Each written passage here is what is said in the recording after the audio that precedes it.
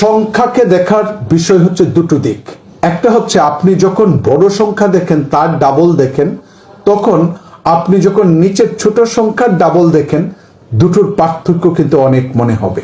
অর্থাৎ আপনি যদি সার্বিক বিবেচনায় গুণকটাকে কমান, একটু দেখেন উপর আপনি গত পে স্কেলে সর্বোচ্চ এবং সর্বনিম্ন ব্যবধানে বিরতি ছিল 9.21, এখন সেটাকে কিন্তু 8 করা হয়েছে।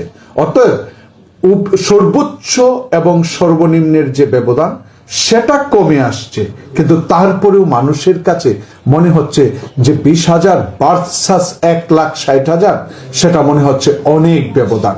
যে কাজটুকু করার উচিত ছিল সার্বিকভাবে কমলেও এই জায়গাটা কমার দরকার ছিল হচ্ছে আমাদের যে গ্রেডের সংখ্যাটা যদি ছোট করে নিয়ে আসতো, তাহলে প্রতি গ্রেডের যে ডিফারেন্সটা মাঝখানে কয়েকটা গ্রেডে আপনার মনে হবে কি যে এদের পরিবর্তনটা কেন যেন অন্যদের তুলনায় কম। কিন্তু আমি বলবো এই অসুবিধাগুলা সামনে বিবেচনা করবে কিনা এটা ফাইনাল না।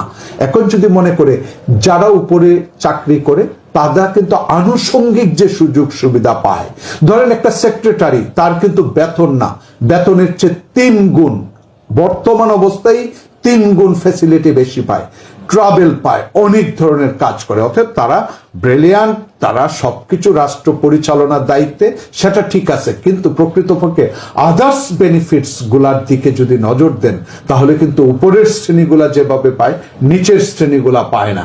অতএব সেই গুণকের সংখ্যাটা নিয়ে হয়তো সরকার বিবেচনাই করতে পারে, যেটা ভেবেছিলাম হয়তো বা সর্বোচ্চ স্কেলটা 1,20,000 অথবা 25,000-এর মধ্যে হবে, তখন সার্বিক ব্যবধান কমবে।